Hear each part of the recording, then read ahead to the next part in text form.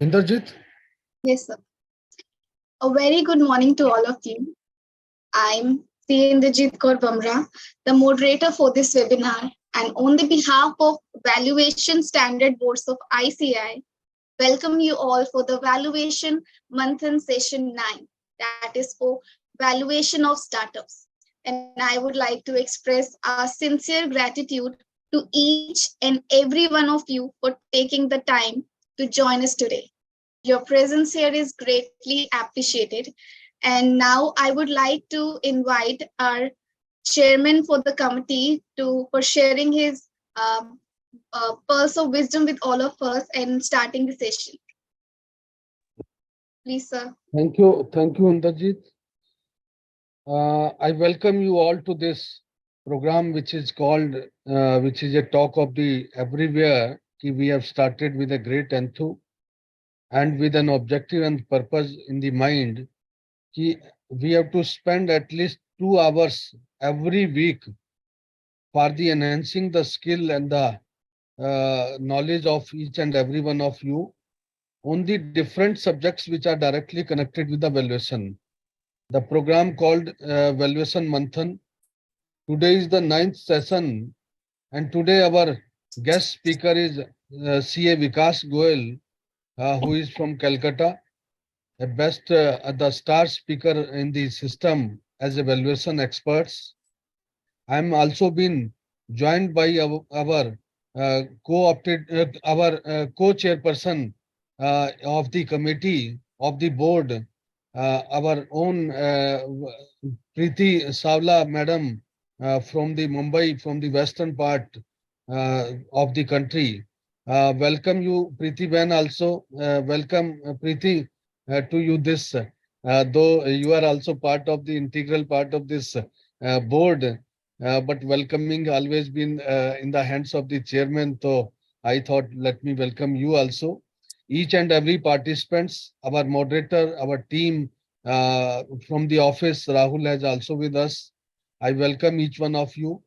And you see, like the startup we talk about, the India has shown the glory. India has shown to the world how our fertile brains available in the system. Those who are entrepreneurs, who understands how to start, who understands how to grow and make a impact on the economic system through the technology, through different modes, through different areas, and that is the real benefit and the fruit going to each and every those who are really into the startup system. Valuation has its own role to play in the value side for the startup units, startup entities, and naturally the people around us, those who are the experts. If we find a great strength for this board also. And today Vikas Goelji with us. Before handing over to the Vikas Goelji, I'll request Preeti Savla Madam, my co-chairperson in the who has been entrusted with the power and the responsibility with the board to vice chair this board. I'll request her for initial words for the membership, those who are participants with us, and with the whatsoever the words of wisdom. She is also an expert into this area. She is rather experts into many areas, but she is also into this valuation front. I'll request her, Preeti, over to you now. Thank you, Chairman, very respected Chairman, Valuation Standard Board, C.A. Hansraj Chudji, respected Speaker, respected Speaker Vikas Goyalji, and Inderjit, and my team at Valuation Standard Board, and all dear participants, very good morning to all of you. It is our endeavor to serve the best in this Valuation Standard Board, who are the valuers and others who wants to wish to become the valuers.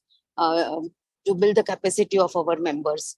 One thing which I would like to share with all of you, that we have our own valuation standards developed by ICAI, and which is mandatory applicable for the members who are registered with ICAI RVO. The ICAI RVO is in the process of registering even for land and building and plant and machinery valuation also. And we, as a valuation standard board of ICI, we are in the process of developing these standards on valuation on plant and machinery and land and building.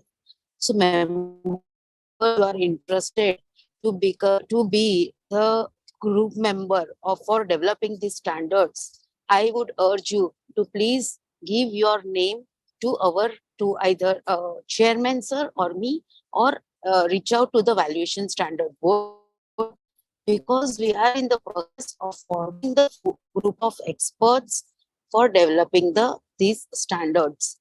So maybe within next couple of months, because there is a process developing this standard, and then it will have by the board, it will go to the council, we will have exposure draft, we'll compile the suggestions of all the members who have given their suggestions for in the exposure draft. Again, it will be approved in the council. So there is a process. So it will take a couple of months. But at present, we are in the process of compiling and bringing out this basic standards, valuation standards on plant and machinery and land and building. So my earnest request to the participants, if you are interested or any of your friend is interested in developing these standards, please reach out to us. So we will be closing this group of experts very soon. Again, friends, we are also doing a lot of other things. This is not time to share all of these things because Vikas ji is already there. So with these words, I welcome all of you, and my appreciation to our chairman, Mr. Hansraj Chuk, who is under whose leadership we are doing wonderful work at Valuation Standard Board. Thank you very much, everyone. Thank you, Preeti, for such a nice word and for the understanding that we need sportive hands as an experts into the different level, whether it is the part of the group or some way expert as a speaker also. So I'll request each and every participants, if they themselves can be having the expertise into the area, they can be a part of the groups, or if they know someone, they can refer them up so that we enhance our skill within. And naturally, the power of joining hands or the collaboration or the approach we talk about, the consultative approach, that brings the best in the system. Thank you, Preeti Ben. Now I'll request Inderjeet to share the brief about the Vikasji, and then hand over the platform to Vikas Bhai. Inderjeet, over to you. I would like to thank our chairman and vice chairman of the committee for having enlightened us with their profound insights. And I know their expert acumen are indeed immensely cherished, and the opportunities they are bringing for all of us on the behalf of participants, I would like to thank them. And as our esteemed dignitaries have shed light on the topic at hand, so it is now our privilege to introduce the speaker for today's webinar, who will share their valuable insights on the matter, Vikas Goyalji. And I will welcome sir with a brief introduction. So Goyalji is the director at Omnifin Solutions and Omnifin Valuation Services. He is the first generation entrepreneur after having long stints with global MNCs in India and abroad. He is an independent registered valuer with IBBI, and he's a fellow chartered accountant, CFA, and he holds MS Finance, and he also holds an MBA in is an alumnus of St. Xavier College, Kolkata, and IIM Calcutta, and he has extensive experience of close to 17 years spanning across industry and consulting, and has worked with companies like PwC, EY, ICA, and Zacks Research in India and Canada. So Vikas ji and his team specializes in transaction advisory from M&As to valuations and financial due diligence, and he has conducted hundreds of valuation engagements from startups to large conglomerates. And Sir has also authored 2 books on valuation, which are widely acclaimed. And he has been author for ICMAI and has been a special invitee on Valuation Standard Board of ICI.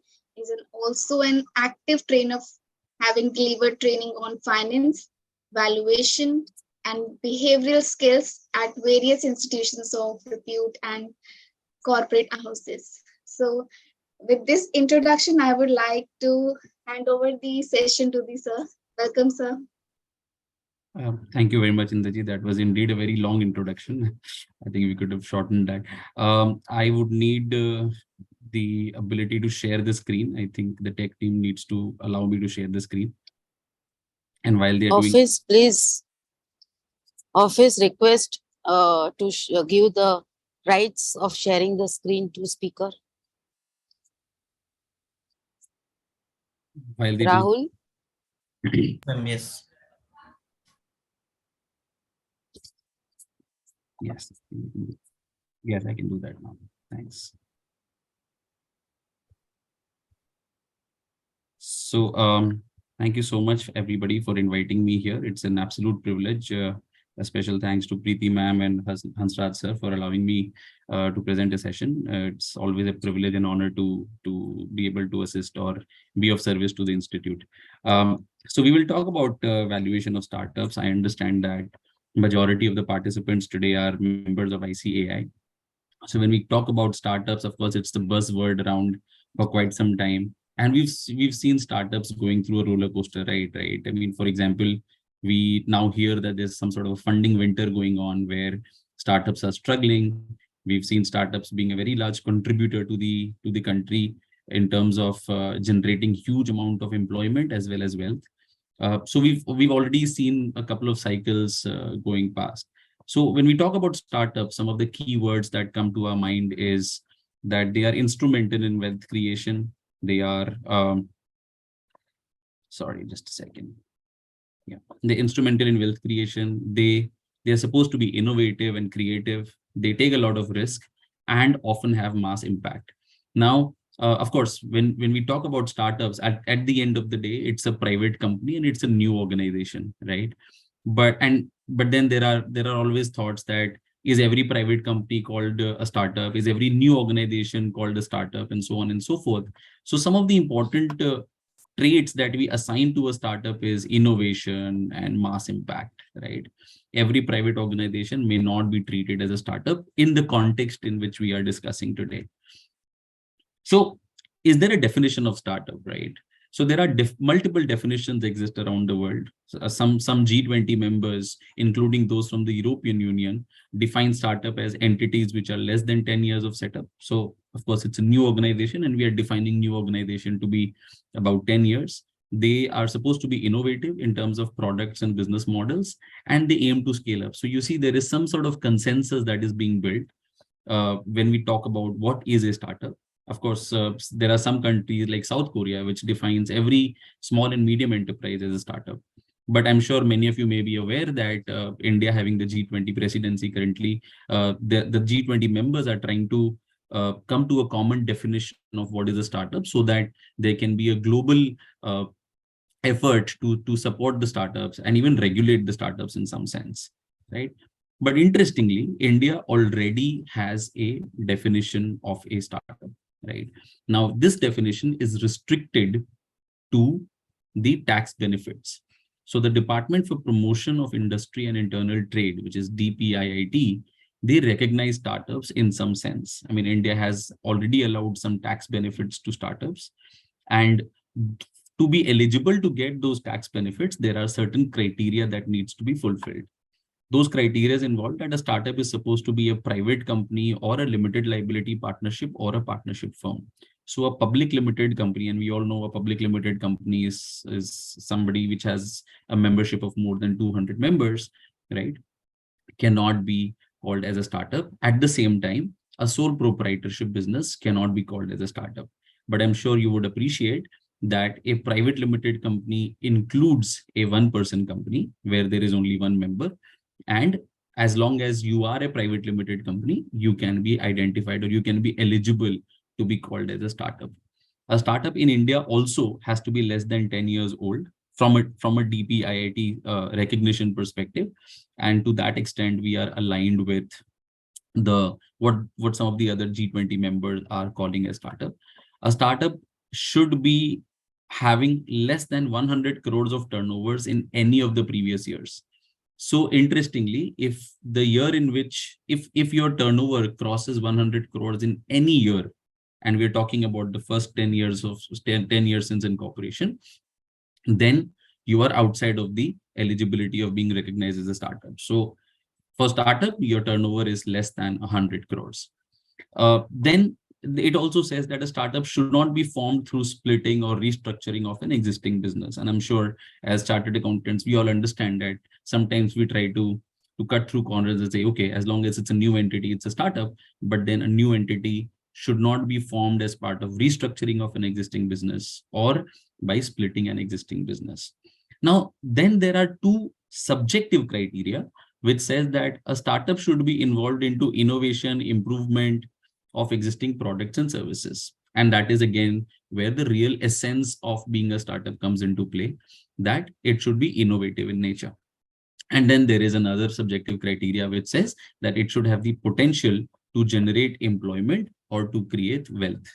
Now, again, when we look at the last two criteria that we just discussed, these are so subjective that you can say, hey, a minor innovation can also be called as a startup, right? So we are not regulating that so far.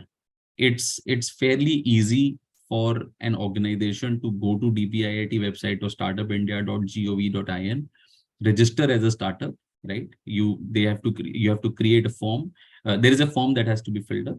That form will ask you different types of questions in terms of how many members you are, what's your turnover, what's your age, what kind of business you are in, etc., etc. And there are close to 100,000, about 99,800 odd startups have been recognized by DPIIT. Now, that does not mean that all of those startups are eligible for tax benefits as well. So we're going to come to that. But there are almost 1 lakh startups which have been identified or recognized by DPIIT. Now, what happens when you become a startup? So as a startup, you are eligible for at least 2 exemptions in India. One is an 80 IAC tax exemption, where a startup can avail tax holiday for 3 consecutive financial years out of its first 10 years since incorporation. And the organization can select which 3 consecutive financial years they want to choose. So now, of course, I'm sure it's fairly intuitive to understand. For this section or for this exemption of 80 IAC, you can avail a tax holiday only if there is a profit. And in most cases, startups do not earn profits in the initial years. So let's say if a startup can break even after 5 years, right? And assuming that all the accumulated losses and all of those are taken care of, right? A startup can avail tax holiday for 3 consecutive years, which normally would be towards the end of the last 3 years, right? And they can claim tax holiday for 3 years. The second exemption, which has been the talk of the town lately, is Section 56 of the Income Tax Act, which is known as the angel tax. And for this, the entity should definitely be a startup recognized by DPIIT. It also says that the aggregate amount of paid up share capital and share premium of the startup after the proposed issue of share should not exceed rupees 25 crores. And this is 56 to 7B. You will have to pardon my modern art on the screen, but I'm just trying to facilitate better understanding, right? So, and section 56 to 7B says that when an organization issues shares to an investor at a value which is above the fair market value of that share or of that entity, then the differential amount is treated as an income from other source for the entity. And therefore, that income from other source is subject to tax. And this tax is usually known as the angel tax.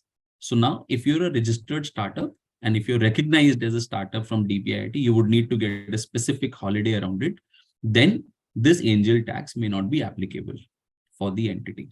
right? We're not discussing details of taxability in this session. Our focus will be on valuation, but this is just a heads up for your better understanding. Now, when we talk about startups, we also talk about a term called unicorn. And what is a unicorn? It was a term which was coined by Eileen Lee. He's a founder of Cowboy Ventures, and he coined this term in November 2013. So we've almost 10 years past it. And a unicorn is basically a privately held startup company. Now, again, this startup is not going to meet the definition of the startup that we've discussed in the previous slide. I mean, it may not be a startup recognized by DPIIT, but a unicorn is a privately held startup company with a valuation of greater than USD $1 billion, right? That is $1 billion. Now, of course, what is a unicorn? It's basically a mythical creature, right? And there's so much of talk around whether these unicorns are actually worth it. The valuations go up and down. These valuations are actually not realizable value. I mean, think about it, right? If you are, if you raise $100 million, right, and you give away an 8% stake to somebody, correct? What is your valuation? Think about it. Do the math, correct? So what valuation are you talking about? So you're raising only 100 million, which is still a good number though, but you're giving away 8% stake. And this can happen based on negotiations. It can happen based on sales pitches. It can happen based on very low or very high revenues, but without any profits at all, correct? So those things can happen. So a unicorn is a mythical creature, and therefore this valuation can also sometimes be a sort of myth, right? Interestingly, and as a good news, so to say, we have in India, we have more than 100 unicorns. Now, this number is as of February 2023, right? More than 100 unicorns. Now, somebody would say it's 115, somebody would say it's 108, right? But these numbers are not official numbers anyway, right? These numbers are always based on the valuations, which are based on the funds that are raised by the companies. So that's usually an implied valuation all the time. But companies like Byju's and Swiggy and Dream11, I mean, those have crossed the $1 billion mark way ahead. I mean, they're way ahead of the $1 billion mark in India already. At the same time, as we speak, I'm sure the participants would understand, and they must be reading this in the newspapers almost every day, that in the current times, which is actually volatile and slightly not so positive from the startups perspective, most of the startups are seeing a decline in their valuations, at least temporarily. So most of the global funds, including Indian funds, right, are taking a haircut in the valuation because they are seeing that these are tough times. The companies are having to lay off. There's not much funding available from the investors, and so on and so forth. So while we are at it, right, a quick question, and I don't know, I don't know if the tech team can assist us, but would Byju's fit into the definition of a startup? I don't know if the participants can answer this using using technology, but yeah. So would Byju's fit into the definition of a startup based on whatever we have discussed so far, right? The answer is no. So the company is more than 10 years old. It has a turnover of more than 100 crores. It definitely has a capital of more than 25 crores. So while we are calling Byju's as a startup in the general sense, but Byju's is not a startup as per the Indian laws, okay? And nevertheless, it's not earning profits as of now, so it is not eligible for that tax break anyway.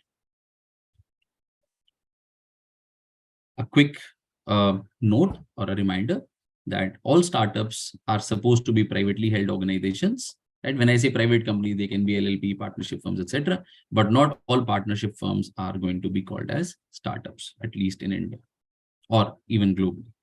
Right? And the reason we discussed is that they should be involved into innovation and wealth creation and employment generation and so on. Now, coming into our key discussion around startups, which is valuation considerations, right? So when we talk about valuation of startups, interestingly, we come across more than 100 startups every year in different capacities. Sometimes we are assisting them in valuation, sometimes we are consulting them in other areas, right? And valuation becomes a very important factor or very important consideration when we are looking at a startup, right? Now, let's face it, right? Not every person who's become a company founder is forming a startup in the real sense, right? We've seen a lot of participants, we've seen a lot of founders who've jumped into the space, into the segment, just because they feel that funding is available and they can also get funds. But trust me, we've seen majority of them not being able to sustain in the long run. But at the same time, it's always debatable, right? I mean, as long as they've made some money and they've left, they still won the game in a certain way. On the other hand, we've seen some very, very genuine guys, very, very genuine folks who have created real difference in terms of their products, but at the same time, they have not been able to sell it properly. And when I say sell, not the product, but the idea, right? When they are not able to make a great pitch, and because they're not able to make a great pitch, sometimes they end up not getting funded or not getting a good valuation. So essentially, based on after coming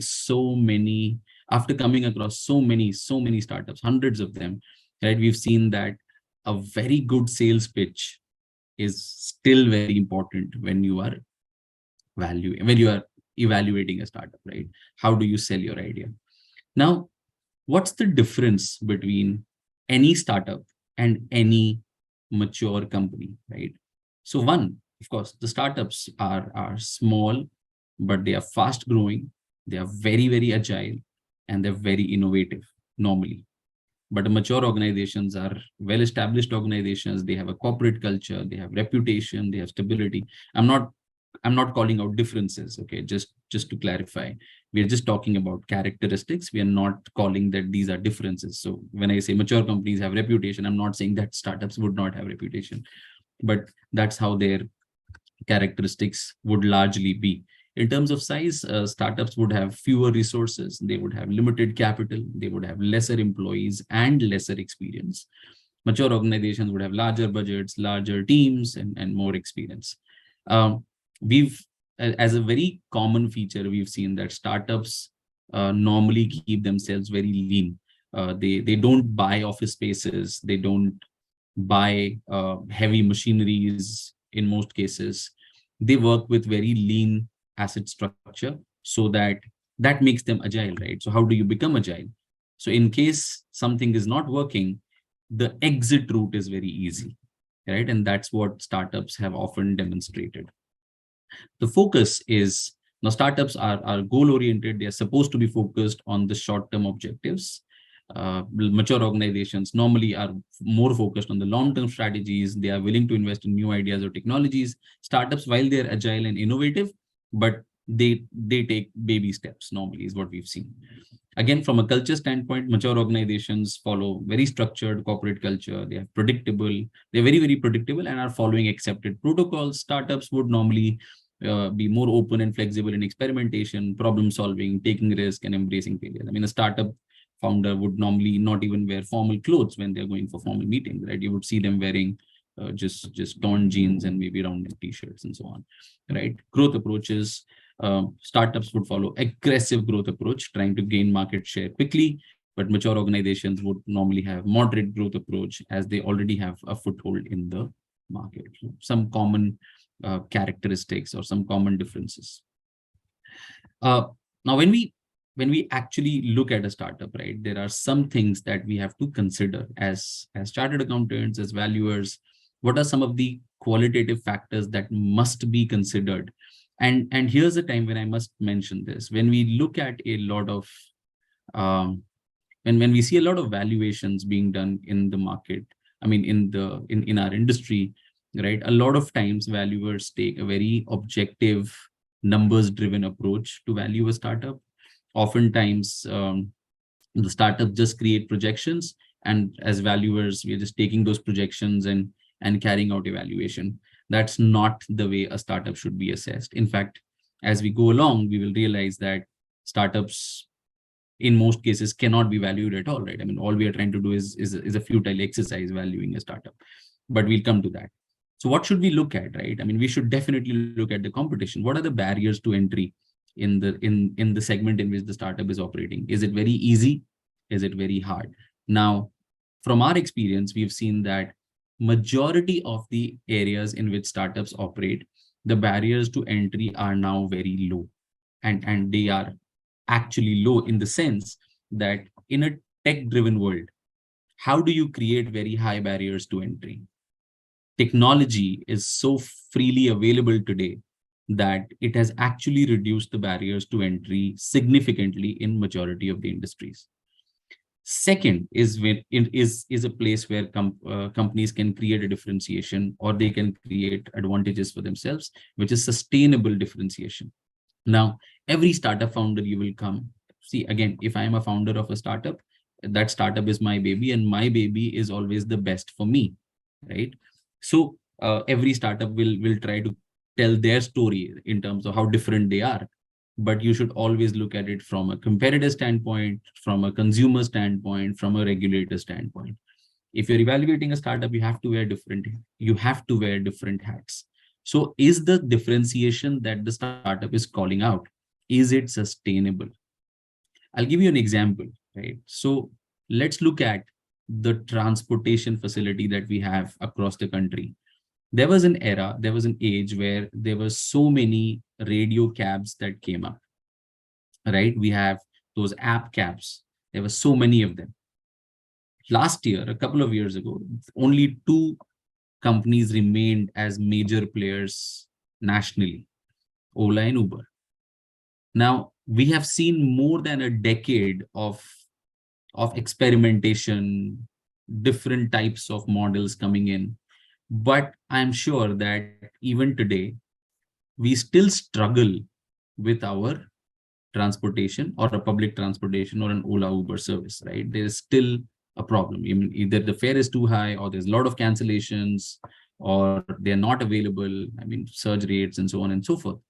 And we've seen again a number of companies coming in and trying to recreate that model. So, for example, we have an app cab service here in Kolkata, at least. I'm not sure if it's there in other places. Now, what they're trying to do is they're appointing drivers on fixed salary basis. And at least for now, we see that the fares are lower and the cancellations are low. But again, you never know if that is a sustainable differentiation, because Ola and Uber can catch up on that model.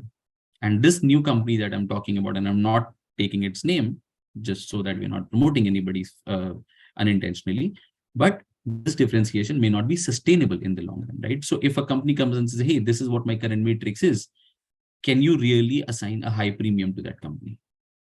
That's questionable, right? Then you also need to see if the space is very crowded, right? Can a new company just come and erode your market? And again, it is related back to the barriers to entry, right? So how crowded is that space? If the space is very crowded, the market is going to be eroded. So that's about competition. We should also look at the TAM. Now, TAM is called the total addressable market, right? So of course, when we talk about, when on one hand, we say that the entire population is my market, but then we say, what is my total addressable market? So if you're talking about entertainment, essentially speaking, unfortunately, people below the poverty line may not be able to afford entertainment on a paid basis, right? So your total addressable market would go down. If you're talking about a product or a service which is offered in a particular geography, and you cannot go beyond that geography because you would need infrastructure. So similarly, your total addressable market would be defined by the geography in that region, right? Or the population within that geography. So that's a total addressable market. You need to evaluate what is the TAM for that company. So what is the size of the total addressable market, and what is the growth rate of the total addressable market? As an example, if we, again, I'm taking an example of an iPhone, although it's definitely not a startup, right?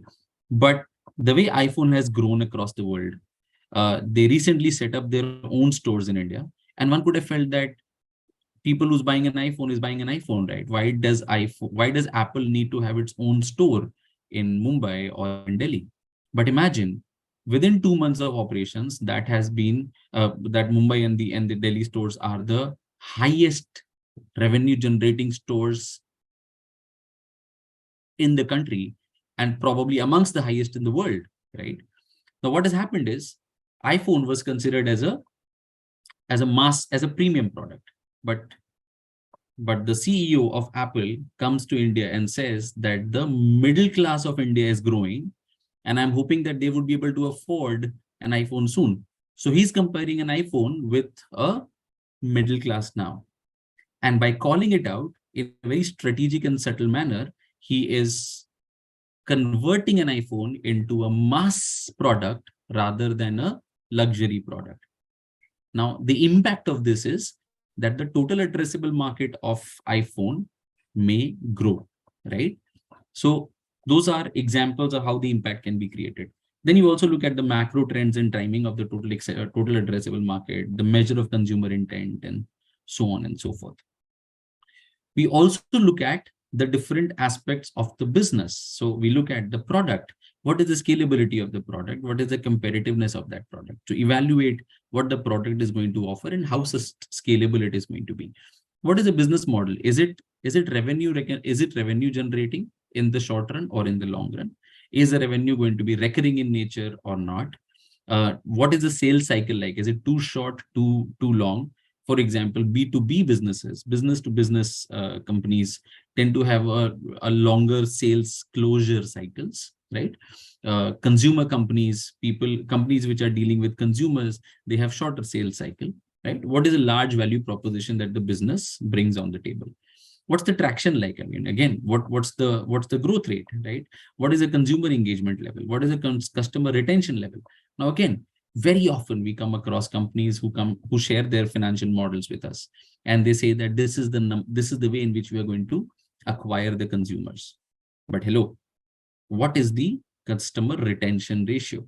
You're going to acquire a customer, but how do you ensure that the customer is going to be loyal to you and not to anybody else, right?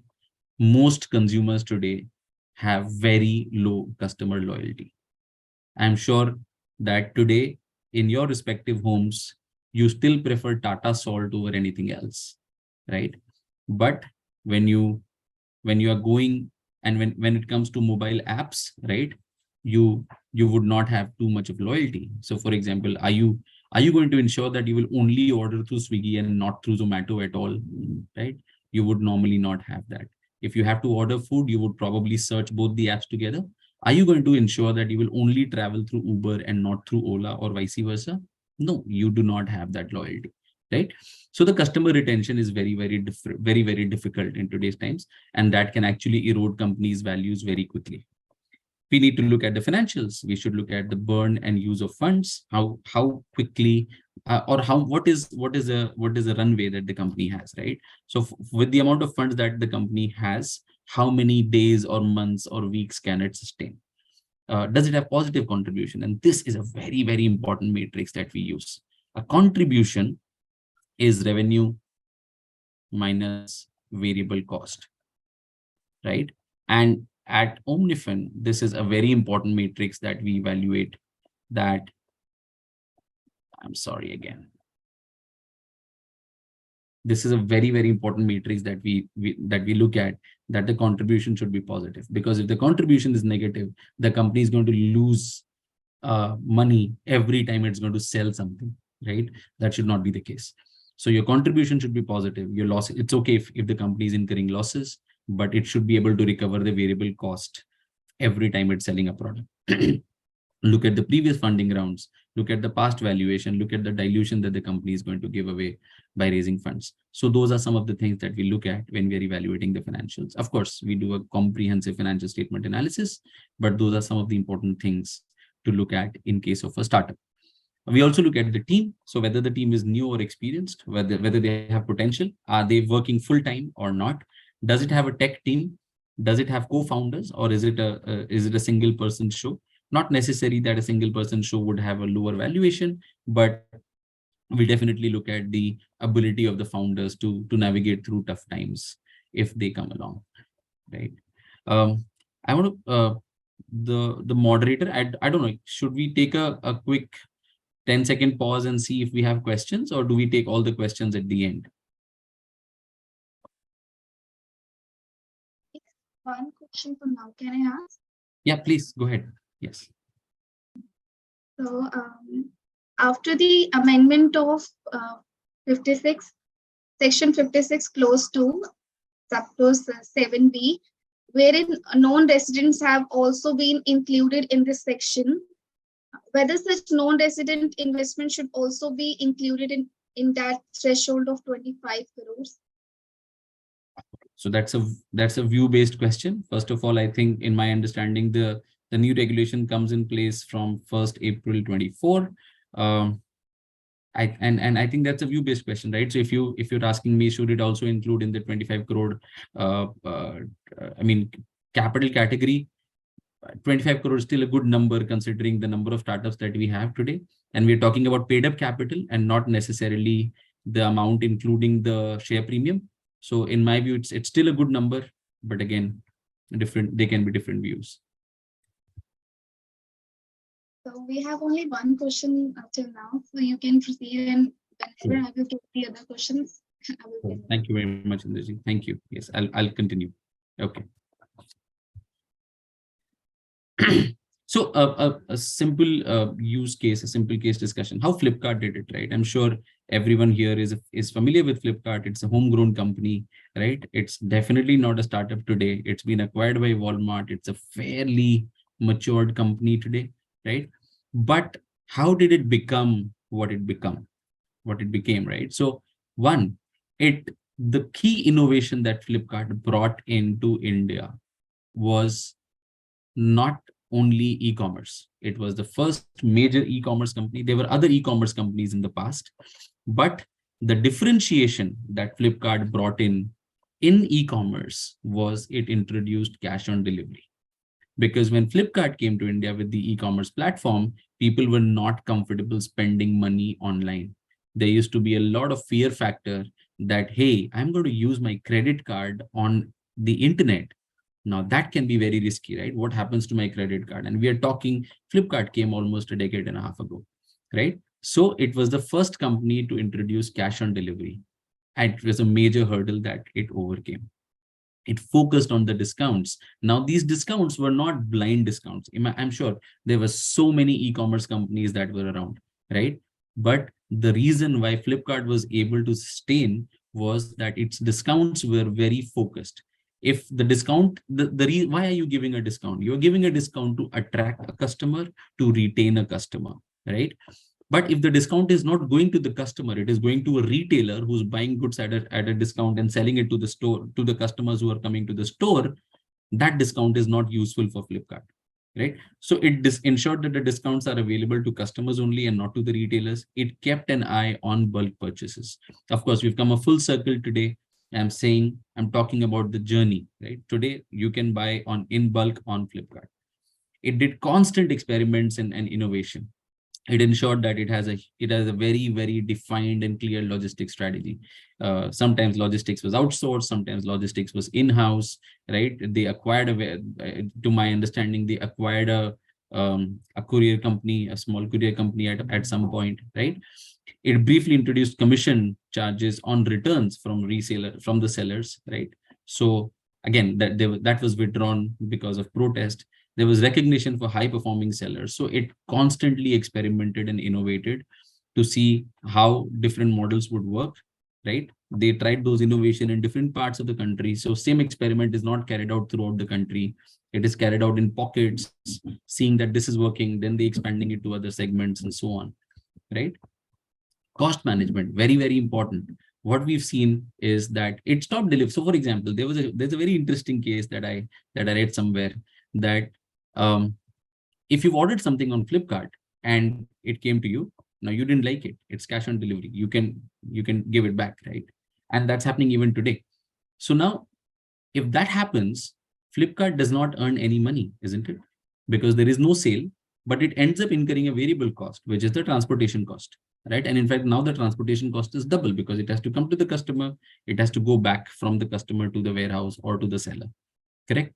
Now, they implemented deep analytics to see that if this return is not genuine, right?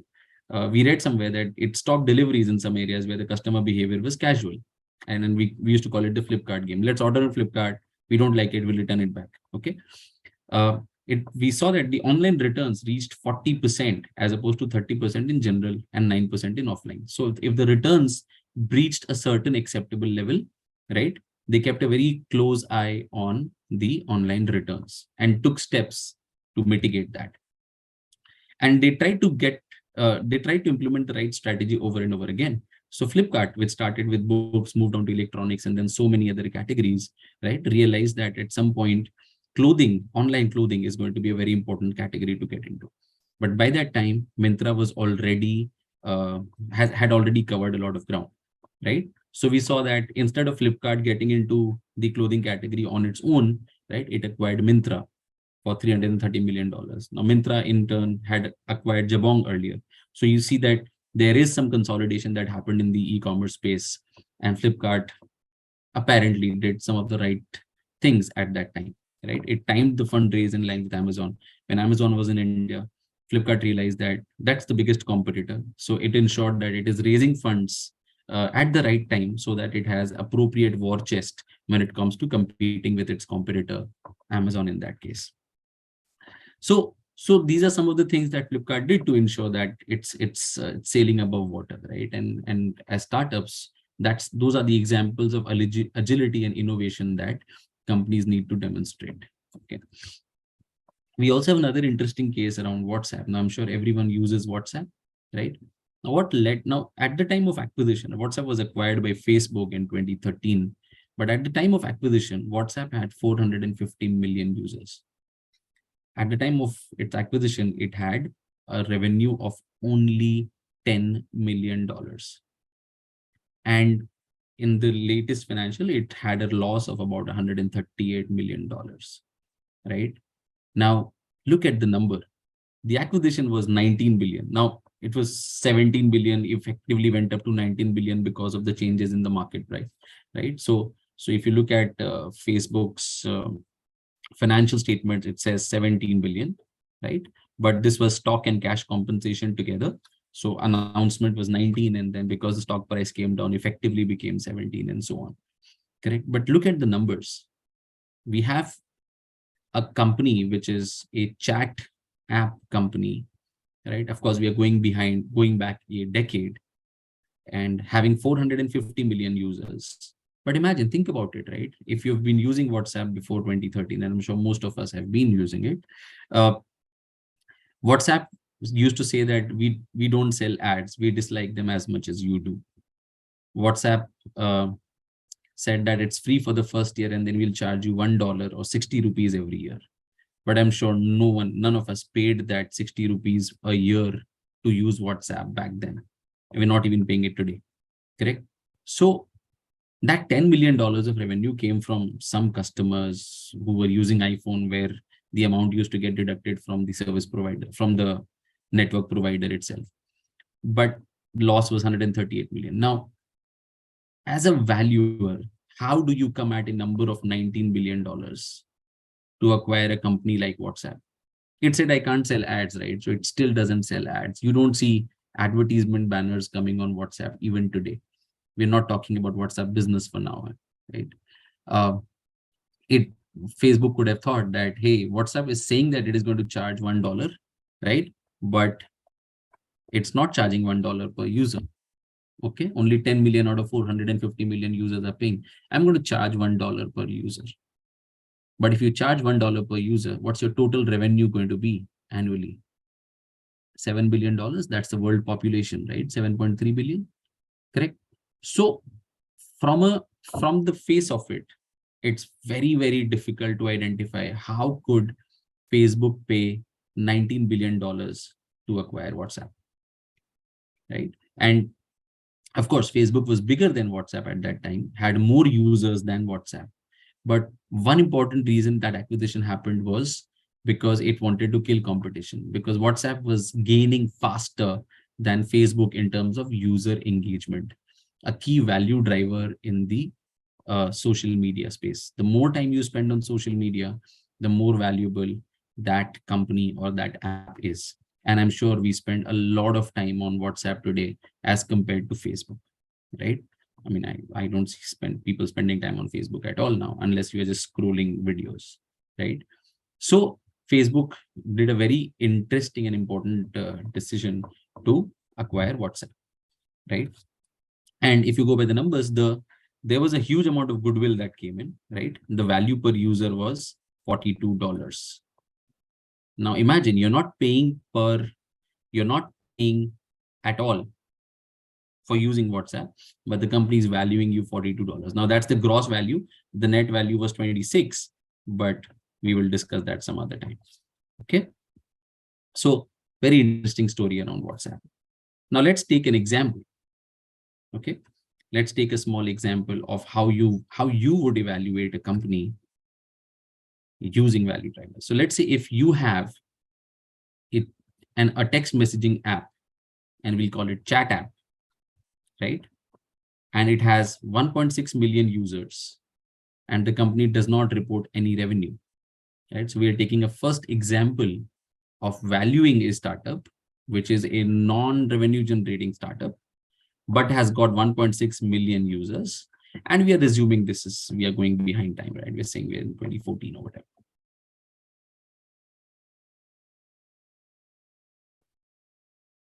So how can you value an organization given this kind of data? So when we value an organization, and as long as we know that there are companies which are operating in the similar space, they can be back of the envelope calculations. We are not calling it as reportable valuations, but we are just trying to assess the valuation, right? So we can value the company like this using a comparable transactions method. Now we see this was 2014 and 2013 WhatsApp was acquired, right? So we have a recent transaction. Recently, that is in 2013, WhatsApp was acquired and the amount that was paid was $19 billion. That's the number of zeros we get in 19 billion, by the way. Yeah. So the enterprise value of WhatsApp as part of the acquisition was 19 billion. The daily active users of WhatsApp was 450 million. So what you do is, right, you have A, B. So you say A by B, that is I can calculate my value per daily active user, which is $42.22. Okay. I'm taking a long-term average exchange rate of about 70. So we multiply this with the exchange rate. So we get a value per daily active user in INR of about 3,000 rupees, 2,955.56, right? Now this 2,955.56 is the value per user. And we use this as a value driver for valuing companies, right? So just the way you have price earnings multiple, you have price to sales multiple, you have EV by EBITDA multiple, and I'm sure you've heard of those.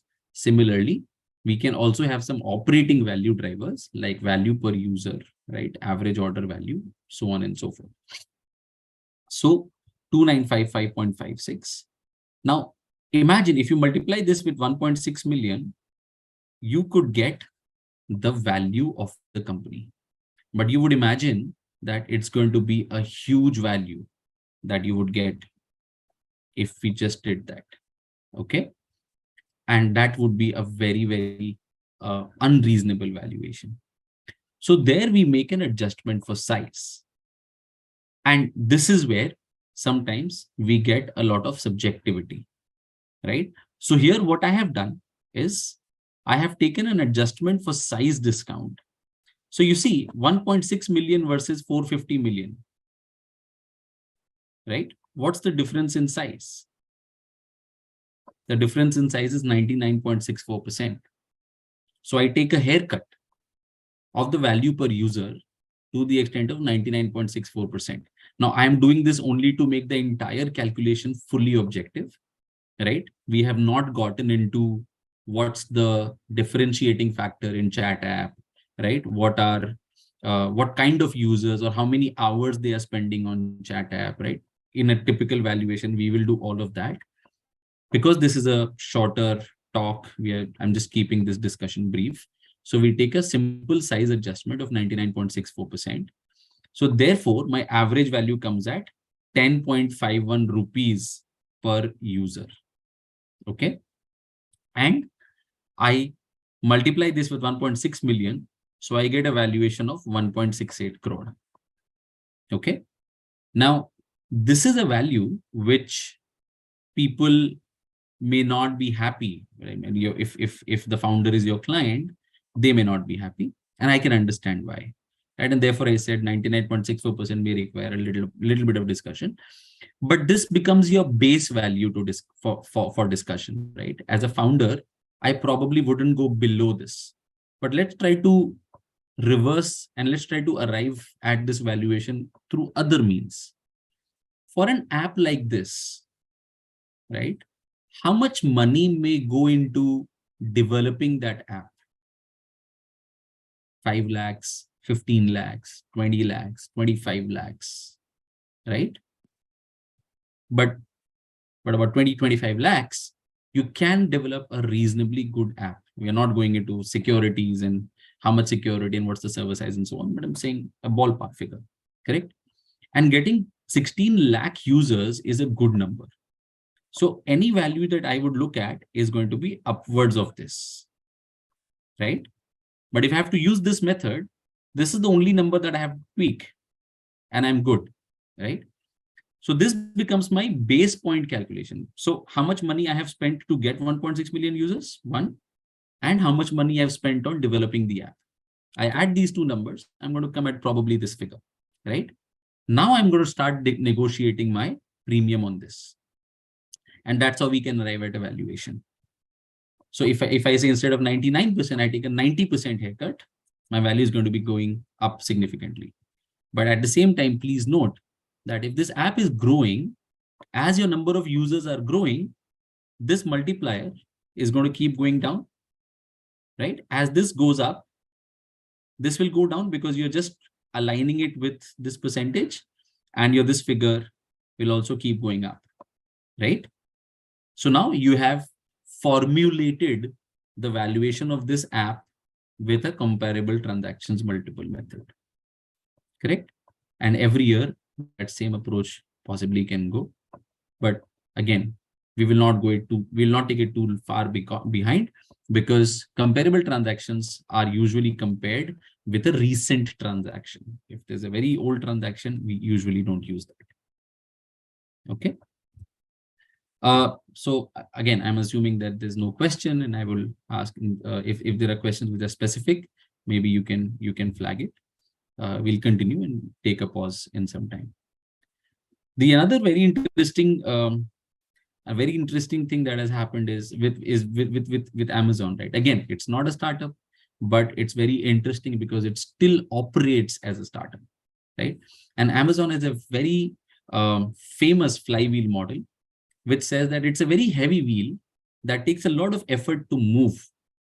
But once it starts moving, it can spin very fast on its own, right? And in fact, it's a case study which is taught in some of the B schools. So you see something, you put something at the center, that what's your key growth factor? What's your key factor that would define your success? And it could be growth. So now how is that growth going to grow, right? So you have factors like customer experience, website traffic, sellers on the platform, product selection, lower cost structure, lower prices. So you have all of these going into circles. Now, as these things improve, the growth is going to grow higher and higher and higher, right? That's how the Amazon flywheel model operates. And startups need to adopt models like these so that they can grow faster, right? And observe that the company has not created only financial matrices. Customer experience, a very important matrix, because if the customers are not happy, it's not going to grow, right? Product selection, right? Sellers. I mean, look at the elements that they have kept here, and it's very interesting how it has been able to manage it till date. Now, at Omnifin, we follow a framework. Whenever we have a startup coming up, we apply this framework to see whether the premiums that we are assigning to that startup is making sense or not, right? Is it realistic or not? How do we defend our valuations as long as we're talking about a startup, right? So when we value, and especially when you're talking about pre-revenue startups or early revenue startups, because we deal with a lot of them. So we try to see that, is the startup solving any major problem, right? If it's no, we are heading towards a no valuation premium or a low valuation premium. If yes, we move to the next part, right? Is there high scaling opportunity? And we've discussed that in the past. How do we identify scaling opportunities amid startup? We discussed, we look at the TAM, we look at competition, we look at sustainable advantages, etc. Right? Is there high scaling opportunity? Again, if it's no, it's heading towards low or a no valuation premium. If yes, it is heading towards a high valuation premium. We go to the next part. Are there existing players in the same space? Are you the only player, or are there other players? Now here, this is a very interesting thing to identify, because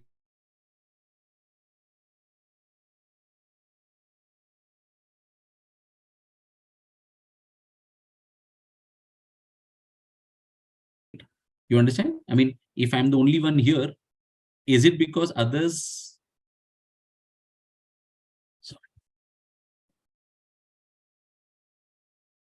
Am I still audible, ma'am? Yes, sir, you're audible. Yes, okay. Yeah, it showed my internet connection is unstable, so I double checked. Thank you so much. Just for a second. Okay, thank you.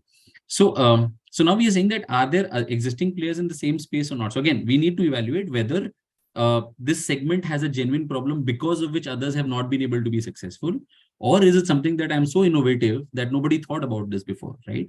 So we evaluate that from a qualitative standpoint. Are there existing players in the space? No, then it's heading towards a low premium, even if I'm the first player, because remember, the first player is often not the best player.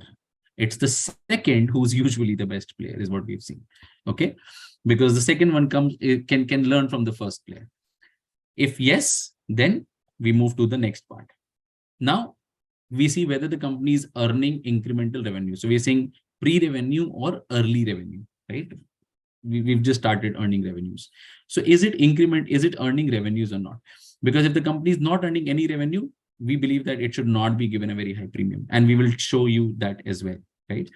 So if yes, again, we evaluate the next part. If no, then it is heading towards a low valuation premium. So now when it's earning revenues, is it earning positive contribution? Remember, I told you that contribution is a very important factor when it comes to evaluating or valuing a startup. If yes, then we now see that can it sustain the cash flows and the high margins? Remember, we are talking about sustainability.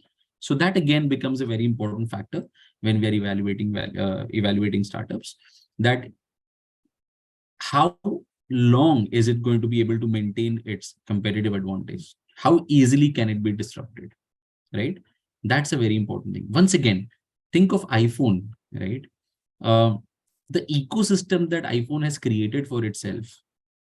Now, of course, there are people who move away from iPhone, no doubts about that. But that movement away from iPhone is very, very low. The ecosystem that iPhone creates around itself is so addictive that it's very difficult to be disrupted, to say the least, right? Think about Microsoft. Now, there are so many other players who've come, right? They've been operating systems and so on and so forth. But can we still live without Microsoft Office or without Windows? Very, very difficult, correct? So what's the switching cost, right?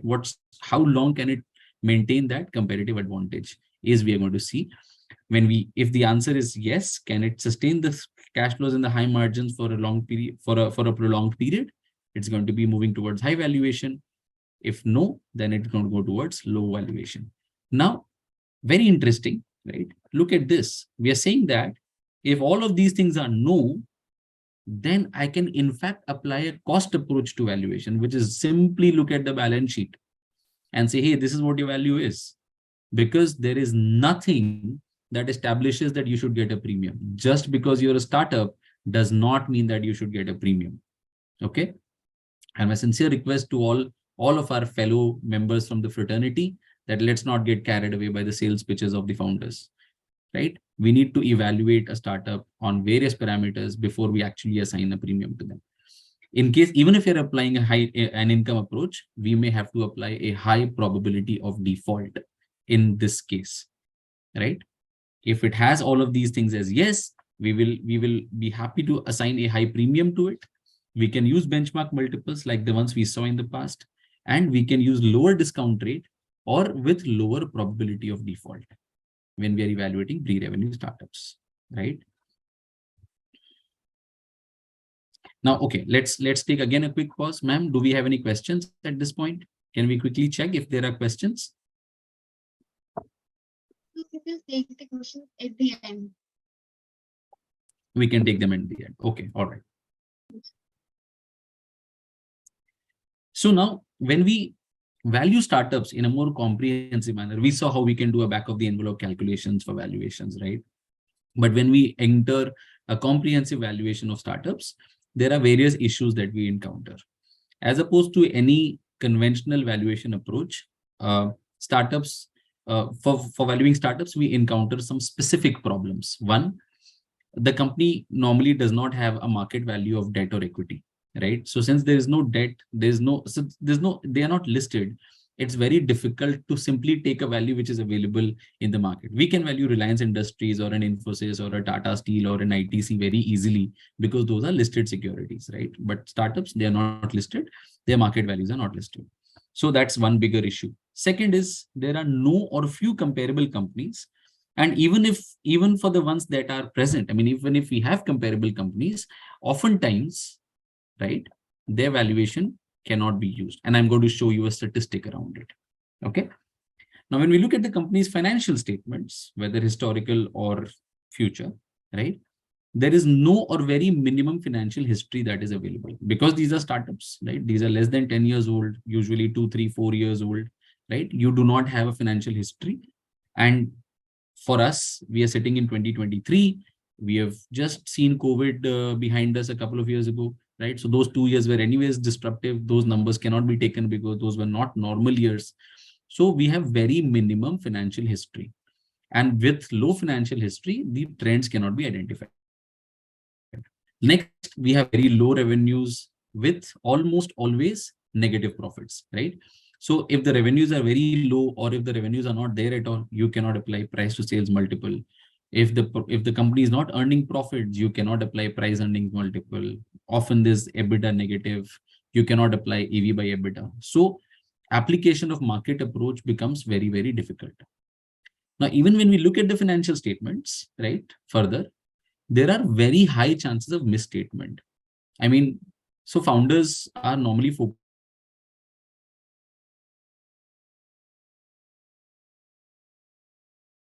on matrices. Majority of the cases,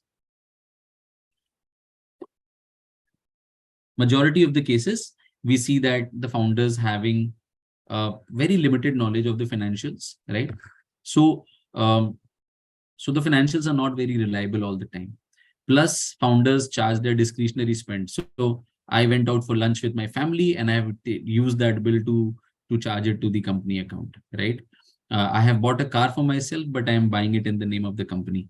So a lot of cases where personal expenses are charged to business or founders have spent on discretionary spends, right? I mean, amounts which were not required to be spent because there's no control, right? There's no audit committee out there.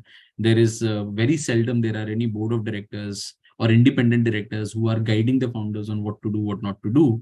So in those cases, there's a lot of discretionary spends out there, which makes the financial statements not very reliable or normal for that matter, right? When we talk about valuation of startups, sometimes we have to make adjustments because look at these, right? Research and development and marketing. These are two very high, very common spends on most startups. Now, from an accounting standpoint, these are charged to P&L and these leads to a lot of losses in the initial years. In valuation, we sometimes need to consider these as capital expenditures. Now, let me warn you, we cannot and should not just take it as capital expenditure. A very detailed qualitative assessment needs to be done to see that from a valuation standpoint, can we actually classify research and development and marketing expenditures as CapEx, or at least a part of it. Let me give you an example. What about the salaries of the tech team? Now, from an accounting regulation standpoint, internally generated softwares or technology usually cannot be capitalized. So the people who are doing the technology innovation, the R&D, the tech team, their salaries are usually charged to the P&L. But is there a case where we can capitalize some of those expenses into the balance sheet? Now, of course, not from an accounting standpoint, but from a valuation standpoint, sometimes it can be done. Same for marketing, right? If the company is giving deep discounts and can establish that it is generating loyalty of customers or long-term customers, can we create or can we classify a part of marketing expenses as capital expenses for the purposes of valuation, not financial reporting? Then those are some of the things that is considered as part of valuation issues. Some of the common areas is ESOPs and convertibles. Startups often raise funds in the form of convertibles. These can be safe notes, compulsorily convertible preference shares, optionally convertible preference shares, optionally convertible debentures, and so on. Right? Those are also areas that needs to be assessed while valuing startups. Startups often are promoter shows, right? So there are times, and not always though, there are times where we may have to identify the value of the key managerial personnel and split that valuation of the company with the managerial person and without the managerial person. Can the company sustain without the founder, right? Because if the company cannot sustain without the founder, it's a huge risk for the organization. And if it cannot sustain without the founder, there is an element of discount that should be taken, right? So how is the company's board operating? Does it have a very strong management team, right? Are the functions delegated, right? So on and so forth. We have recently seen a very interesting case where a company which started operating in tea business, right, became very, very famous, extremely famous, unconventional, right? Very simple business, but went very high in valuations. But because of litigations with the founders and so on, has come down at the same speed, right? So sometimes the managerial personnel impact also needs to be assessed. Startups, again, for any large organization, you would see a trend, correct? So you know that the company is investing into this business today. This is the capex. This is the return on invested capital. This is my WACC. This is the expected return that I'm going to get. Startups, you don't know how they're going to perform. What will be their business model next year, right? They're giving discounts today. They don't know when the discounts are going to come down, right? They don't know how the competition is going to catch up because they are living in a very agile world. So there, the pivoting factor, right? How the changes in the business models are changing so fast that you cannot make reliable projections. And that is one of the biggest issue in valuing a startup, because there is very, very high level of uncertainty in terms of timing of turning into profits, fund availability, right? EBITDA positive, and so on and so forth. So that makes the projections very unreliable. So when we evaluate startups, right, what's of value of the firm over the firm life cycle? So when a company, and we know the company life cycle is going to be like this, right? We all know that. So at the startup stage, right, you see that the company's revenues are very low, or there are no revenues at all. And there's negative profits, of course. There is no operating history. There are no comparable firms. So the source of value is entirely future growth and a probability of success. So you are going to value a startup, but that entire valuation is going to be based on future growth, which is again uncertain. And we've been discussing that in this session. The next step, and what we call it, is the foot in the door step, where the company has established itself. So you can also call it proof of concept, or you can also call it the product market fit stage, where the company's revenues have started increasing. Income is still low or negative. That is, profit is still low or negative.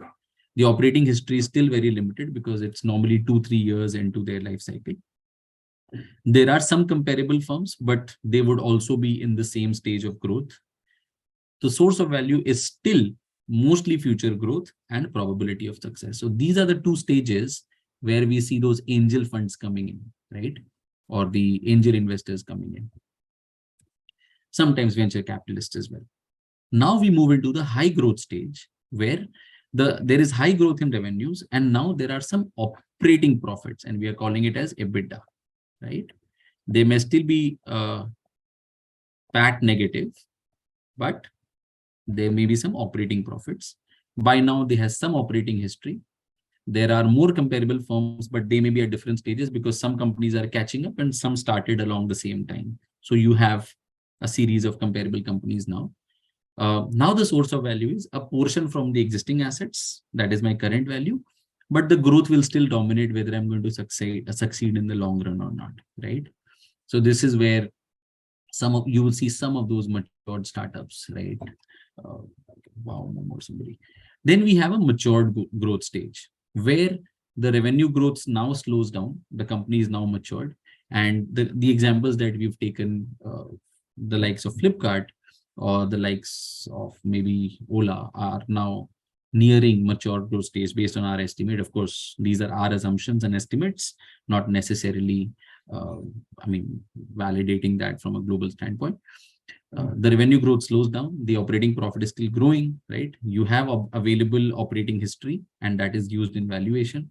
There are a large number of comparable companies at different stages, and the source of value is more from the existing assets than from the growth, because now the growth is, we are talking about this stage now, right? This is where we're talking about the matured stage. This is the part that we are talking about. And then we have the declining stage where the revenues and the operating profits drop off. The substantial operating history is available. There are declining number of comparables because those companies have dropped off, right? And the source of value is entirely from existing assets. Again, we're not giving you examples of declines because now the companies can pivot into additional business models to maintain a long-term growth. And that's an important thing to understand. When the company reaches a mature stage, it's not necessary that the company will decline. It may not, because by this time, the company would have started a new business which will take over from here. So you would operate in this stage, but you would also have this stage available, right? I hope I'm able to make you understand on this part. But if that innovation is not happening, the company is definitely going to decline. Okay, so that's the long-term life cycle chart, and that is how you derive value from for a startup or for any organization for that matter. Okay. Now, a question that always bothers me is, can we value a startup using DCF method?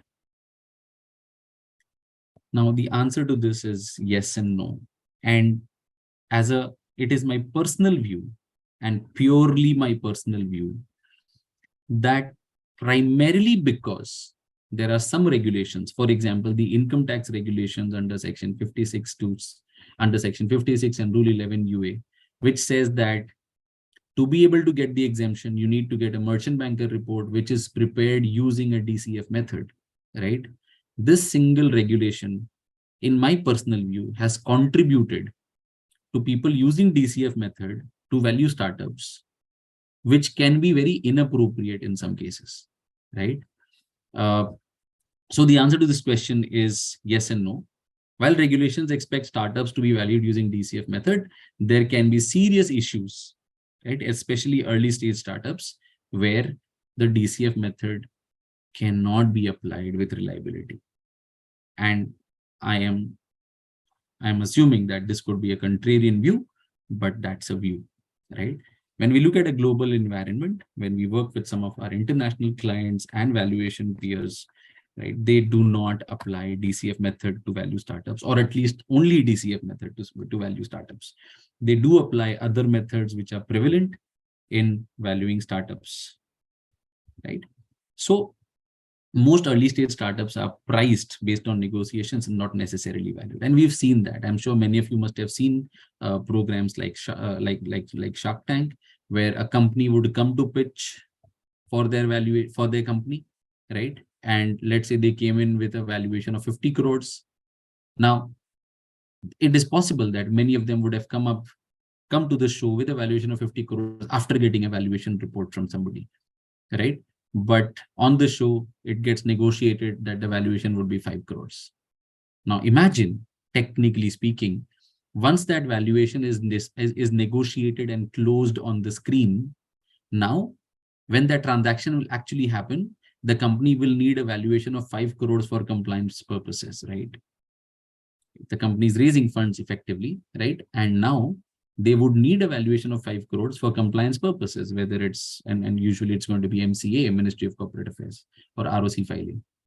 Now, the same company, under the same assumptions, got valued at 50 crores before the show, 5 crores after the show, right? Now, this 5 crore is definitely based on negotiation. Nobody did that calculation on the screen, correct? So there is not necessarily, it's not necessary that those companies are being valued. Okay, so we do see that the financial projections, and when we come across some of those valuation reports, the financial projections that are used to value startups are not achieved in almost 90% plus cases. Okay, pardon me for the typo here. This is some words creeping in from somewhere.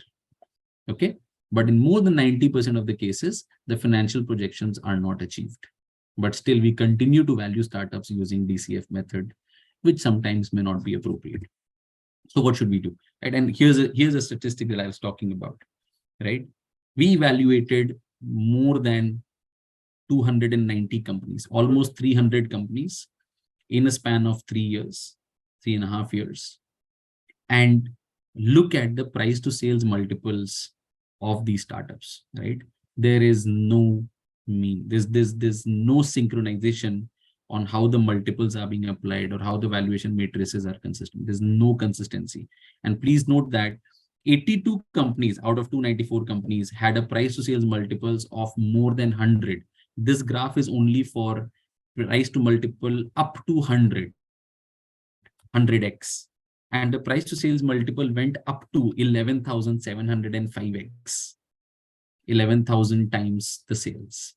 Basically, those were pre-revenue companies where the revenues were minuscule, and based on a sales pitch, they went on with a very high valuation, right? So there is no, I mean, ideally there should have been a line, right? This would have been the mean line, but where's the mean? There's no mean at all, right? Look at the standard error. It's all over the place. Okay, so attempting to value startups using conventional methods like price to sales multiple or like DCF method are most cases futile, right? Some methods that investors apply to value startups. One of the common method is called the venture capital method. Now, these venture capitalists, they know that these startups are going to pivot through their journey. These startups are going to have a lot of roller coaster rides. They will have a lot of business model changes. They will have a lot of revenue ups and downs during their lifetime. So in the first 5, 6, 7, 8 years, there is no point in getting detailed forecasts because those forecasts are not going to be achievable at all. It will not be achievable. So the venture capitalists use a method to value startups, right? And that is their internal method.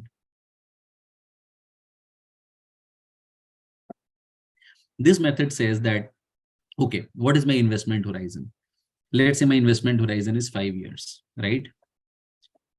After 5 years, I'm either going to exit and sell it to somebody else, or I'm going to take it to an IPO. Okay, I'm going to exit, or I will go for an IPO. I might still exit in an IPO. I'm just saying I will exit meaning sell, or I will go for an IPO. So after 5 years, or maybe after 10 years, what is the expected profit after 5 years? That's what I'm going to estimate. There's going to be a lot of roller coaster up and down during 5 years. I don't care. 5th year target is X, right? 10 crore, 90 crore, 100 crores, whatever profit we are talking about. We estimate the expected profit in a future year. What, depending on the sector in which I am operating, what should be my multiple of earning in that year?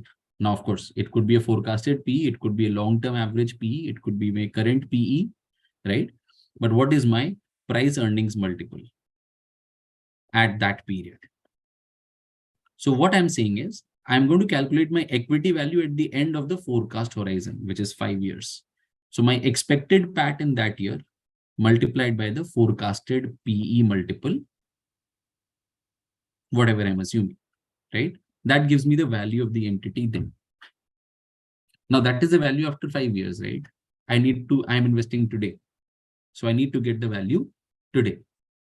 So the estimated value is discounted back at the target rate of return. What is the return that I am expecting from this investment? I am not talking about the cost of funds. I'm not talking about capital asset pricing model, but I'm talking about what is my target rate of return.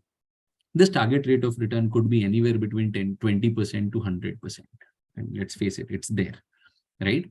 So whatever, 30, 35%. So my equity value at the end of the forecast horizon divided by 1 plus target return to the power n, in this case 5. That gives me my equity value today. This is my entry value and that's my exit value. Done. Okay. We are not going into accounting numbers. We are not going into, discounting. We're not talking about probability, nothing. This is my equity value today. Now, the venture capitalists or those investors normally consider what is my stake in the company, right? So they need to understand what is my post-money valuation. After the fund infusion, what is my post-money valuation? So they say pre-money valuation from step 3, plus the new capital that is going to be infused, right? So that gives me the post-money valuation. The proportion of equity to the new capital provider, which is the venture capital now, would be new capital provided divided by post-money valuation. So when you saw those charts talking about, let's say, I'm going to give you 50 lakh rupees for a 5% stake, correct? So this 5% stake would be after the fund has been infused. Okay, that's what they used to assess. And that is how a simple venture capital method operates. Okay, I want to take a 5-second, 3-second pause. If you look at the slide, again, we are going to ask questions at the end, but if there's anything that comes to your mind, you may want to take a note of that. Taking an example, a young edtech company, let's say Om Limited, is expected to go public 10 years from now. Again, that's the venture capitalist expectation. It's may or may not be the valuer's expectation. The valuer expects that the net profits of the company 10 years from now will be 95 crores. Now, how do you get at this 95 crores? Just the way you would get at any financial projection. The average PE multiple of publicly traded edtech companies is about 20x. So Om Limited is evaluating fundraising from investors.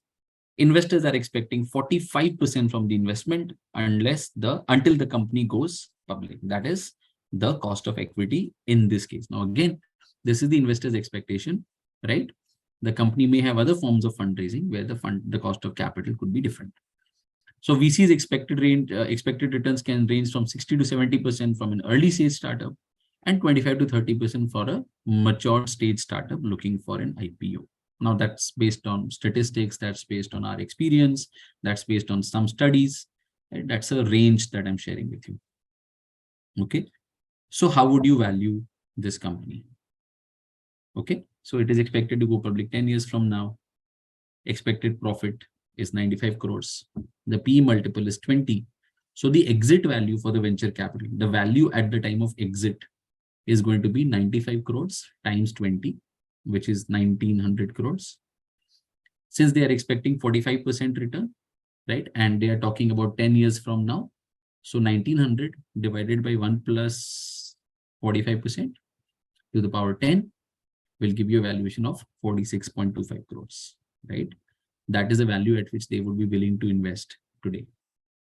Now see, it's a simple back of the envelope calculation. And normally that's what venture capitalists would do, right? 20x is easy to get. 45% return is going to be based on their experiences from similar industries, and they can have their own hurdle rates normally. 95 crore is something that will be based on sales pitches, based on models. And as valuers, if you're applying this method, you would need to assess 95 crores, maybe applying probability weights, right? Doing financial modeling, etc. If you're applying venture capital as well as income approach, consider this as well. The 45% would not be the same as the cost of equity that you would apply in the income approach. Okay. So this is how we can apply the venture capital method. commonly applied in case of startups. Now, there are some other methods as well. One method is called the first Chicago method. Again, a very interesting and common method used. It combines the elements. So again, first Chicago method goes a little deeper, makes you do a little more exercise. And it combines the elements of both multiples-based valuation as well as DCF. So first Chicago method, the detail that it goes into is, it says that you create future scenarios, create a best case scenario, optimistic, base case, which is my current state, and worst case, right? 3 scenarios. If the business is market driven, right, consider the worst case. Estimate the divestment price for each scenario using multiples, go using the same VC method approach. Determine the required rate of return and value under the each scenario, and assign probability weights to each scenario, and value is the weighted sum of the probability weights. Basically, I am doing an income approach 3 times, or I am doing a VC method 3 times. Okay. So I apply the VC method based on best case, based on base case, based on worst case, and I assign probability weights to that and take a weighted value of the company. Okay. I'm sure you must have heard of the Monte Carlo simulation. Now we are taking about 3 scenarios. A Monte Carlo simulation will take multiple thousands of scenarios and still get to a value. Okay. So that's the first Chicago method, often applied. Then there is a method which cannot be applied in the Indian context purely because it is all denominated in US dollars. But there is a method called Berkus method, applies in case of startups, where they say, hey, there's no point in arriving at individual elements of value because these values won't be available. I mean, they won't be reachable anyway, right? So they say that you look at these 5 criteria. Is it a sound idea, right? Does it have a prototype? And pardon the spelling error again. What is the management team like? Does it have strategic relationships or contacts or customer contracts, etc.? And is it earning sales, right? Based on these 5 criteria, allot maximum $5.5 million to each, right? So there's no sound idea, 0. The sound idea, you can rate it on a scale of, let's say, 1 to 5. So if it's 1, you say 0.1. If it's 2, if you say 0.2. If it's 3, you say 0.3. If you say 4, it's 0.4. If it's 5, you say 0.5 million to sound idea, right? Prototype, same. Rate of 1 to 5, give them 0.5 for each point, correct? Based on this, you arrive at a value of the company. Now, that's what they do in the US, or that's what they do in the Western world.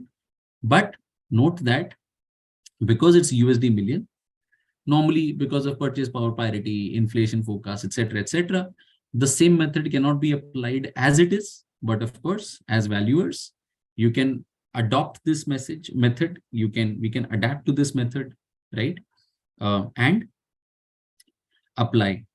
But normally we have not seen these being applied in the Indian context. Regulators may not agree to it, right? And it can lead to overvalue, undervalue an entity. So, but a method which is commonly used to value startups in the Western part of the world. Now, the big daddy, if we still choose to value a startup using the DCF method, there can be different areas to consider, right? So first, get as close to precise information as possible. We are constantly saying the same thing in different ways. Due diligence is going to be the key, right? Check for personal expenses, whether they are charged to business or not. Check for fictitious sales. Now, this is very, very important, my friends, my colleagues, my dear fellow members. It is extremely important, right? We have seen so many cases because in case of startups, the companies are more focused on sales and there is less focus on profits. As chartered accountants, we know what could be the areas or what could be the ways in which the companies can create fictitious sales. We've seen a lot of cases, and it is the due diligence stage where the fictitious sales can sometimes be identified. So check for fictitious sales because the company can generate high amount of sales, no worry about profits, right? And can jack up the company valuation. Not a good thing to do. So please check out for that. Evaluate the revenue models, whether it's gross revenue versus net revenue, etc. Consider the 3-stage model to factor in multiple stages in life cycles. When we're doing DCF method for startups, we prefer 10 years forecast, right? Rather than a 5-year forecast. Okay. Now, of course, this may be a contrarian view, but 10-year would allow you to project the reasonable life cycle, because if you're doing a 5-year forecast, in 5 years, the company can still have a high growth rate of, let's say, 30, 40, 50%. And the moment you take the terminal period, it will going to go down to about 3, 4, 5%. So then there's going to be a big jump, a big drop in your sales growth, and the valuation won't be captured properly. So if you have a 10-year forecast, we've seen companies reaching almost maturity stage within a 10-year period. So we take a 3-stage model or a 10-year forecast period in case of DCF for startups. Some of the common things that we, again, some of the important things that we see in case of DCF. So when a company comes and says that, hey, we had a 500% growth last year, how can you ensure the same 500% growth next year, right? See, I have 1 user. Now, next year, I have 2 users. I have 100% growth, right? And it's easier to add 1 user. But now when I have 1 lakh user, to go to 2 lakh user is difficult, correct? And that's what we are trying to say here, that when the companies make those projections, or when the professionals are making those projections, assess whether it's going to be as easy to grow to those levels as it is shown in the spreadsheet. Okay. So that financial analysis is very, very crucial. Now, we are all familiar with the freemium model, where companies start off with free users, right? And then they say that now we are going to get the customer loyalty. We will reach out to customers. We will get the users because it's free. And eventually we will start charging them. But we have seen that it doesn't work always. It's very, very difficult to actually implement the freemium model. We have seen so many companies, right, not sustaining the paid version or not getting customers in the paid version at all. And the valuations have gone from $1 billion to 0, right? And therefore, please ensure that you are factoring in. So so for example, in India, there was a homegrown app called Hike, and we've never valued them professionally, but I'm saying based out of information available in public domain. At some point, the valuation of Hike, which was again an app, a chat-based app, went up to close to $1 billion. But I think 2020, they closed down because they were not able to generate any revenue at all, right?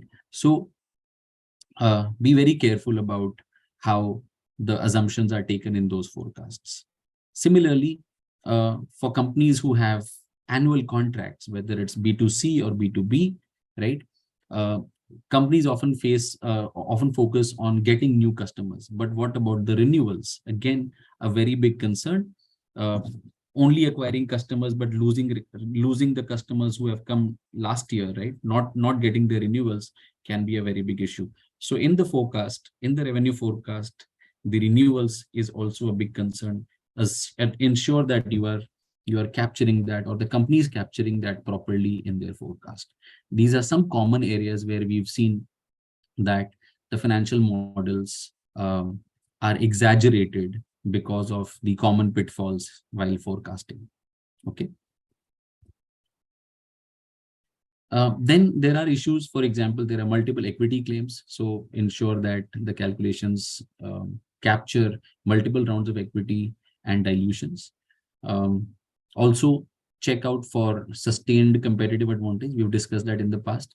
There would be fly-by-night companies versus marathon runners. We've talked about it. We've talked about carefully assess the risk parameters and discount rates. So now here, and we follow this method sometimes, is called that when we are calculating the value of a startup, the forecast will give us based on the assumption that the company will continue for an infinite period. But what's the average age or average life of any organization, right? Is about 30 years. Even for matured organizations, they close down in 30 years. And a DCF method essentially values a company assuming that it's going to continue forever, right? So we are in year 1, right? What is the probability that it's going to continue in year 2? What's the probability that it's going to continue in year 3? Right? You heard of the term serial entrepreneurs, right? Imagine when we're talking about the entrepreneurial landscape in India, the number of people getting into entrepreneurship, are we seeing that they are actually continuing to be entrepreneurs for an infinite period for their entire careers? No, that's not happening, right? So a lot of companies are closing down. For example, look at the restaurant business in India, right? The average life of a restaurant in India is about 3 years maximum. They don't survive beyond 3 years. But if you're valuing a restaurant, you're valuing it assuming that it's going to run forever. You don't like to go to the same restaurant every time, right? Do you? No.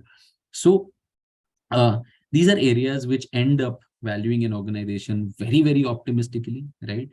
And that's the reason why the foreign world keeps coming to us and telling us that your valuations are very stretched. It's high valuation.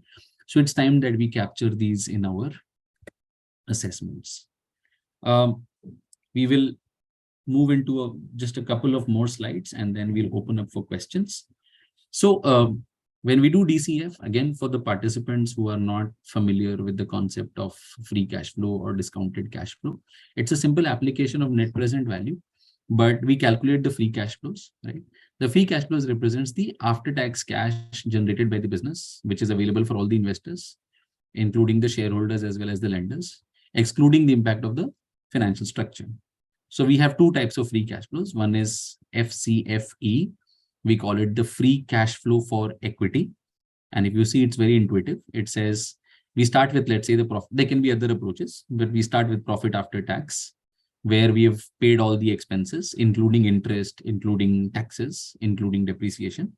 Since we are talking about cash flow, we add back the non-cash expenditure. So we add back depreciation. The reason we are not taking EBITDA here is because we have to still pay taxes, right? And that's in a cash outflow. So we may start with profit after tax, add back depreciation. So we've captured the benefit from the tax benefit from depreciation. Now we just add it back.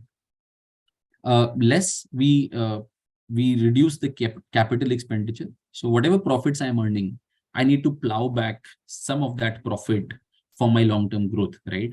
How much money have I plowed back for long-term growth, right? I need to reduce that amount from my profit.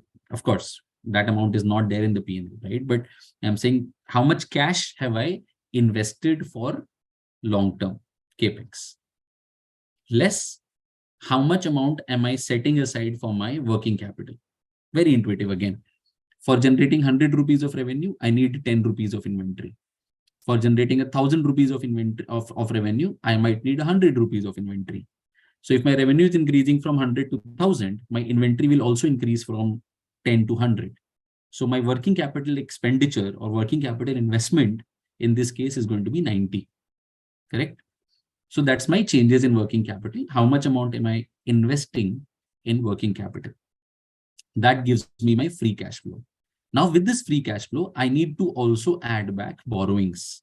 Normally long-term borrowings, but it could be both long-term and short-term. The reason we add borrowings in this case is when I'm looking at my profit after tax, I have already paid the interest for the current period. So in the current period, whatever amount I have borrowed, that amount can be utilized by the equity shareholders because the debt has been serviced during the period. So this cash is called free cash flow to equity, which is the cash flows that are available to the equity shareholders. Normally speaking, this is the amount which can be given away as dividends. Okay. But if you're plowing it back, you would discount it at the cost of equity, adjust it for cash and non-operating items, and you get the value of equity. Now, again, there are oftentimes you get questions, why are we adding non-operating? So the free cash flow concept only values our operating assets, right? Whatever is my core operations, that is what is being valued. For example, if I have a land bank, not an operating land on which my factory is established, but a land which is kept as investment. Now that's a part of my business, but that does not generate any revenue for me, correct? So if I'm valuing my equity, that land value should be added to the value arrived under the cost of equity approach or the free cash flow for equity, right? So I should add it. Similarly, if there is any contingent liability, which I am expecting that it could materialize, I would reduce it. If there are any non-interest bearing investments, example, investments in equity securities which are not giving me dividends, right? I need to add that back. So that gives me my value of equity using the FCFE approach. Similarly, I can also have the free cash flow for the firm approach, where approach is very similar. I will still start with profit after tax. I will add non-cash expenditure. I will reduce capex. I will reduce changes in working capital. But here I will only add the interest. Look at the difference here, right? I will only add the interest post of tax, because now I am talking about the free cash flow that is available to both shareholders as well as lenders. So if I'm talking about free cash flow that is available to lenders as well, I will say, hey, during the year, I have paid interest to you. So after adjusting for the benefit that I got on account of tax, you need to put that interest amount back in the pool of free cash flow. So therefore, I add the interest post-tax to get the free cash flow to the firm. This free cash flow to the firm should now be discounted at the weighted average cost of capital. I'm sure everyone is familiar with weighted average cost of capital, cost of equity plus cost of debt, and you take the weighted average of that, you get the value of the firm. Now, this is the enterprise value, right? Adjust it for debt, because since that is the enterprise value, you need to reduce the amount of debt to arrive at the value of equity. We'll make the same adjustment for cash and non-operating items, right? So this is a simple approach using the where we can use the DCF method to value an organization. And we've already talked about the important things to consider. One very interesting thing that we observe in the DCF method, oftentimes we see reports where the valuers have reduced the discount for lack of marketability or DLOM or illiquidity discount while calculating the value under the DCF approach.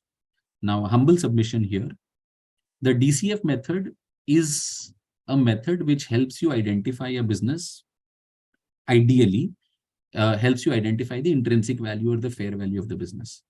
And therefore, the discount rate should already capture all the risks that are there in the free cash flow. For example, if you see that the company's projections are very reasonable, right? The company is not projecting very high growth rates. The growth rates are very well reasonable. Then your discount rate should also be reasonable. If you think that the projections are very exaggerated and you are not able to arrive at a consensus, you're not comfortable with those projections, but at the same time, you can't change those projections, then you take a high discount rate, right?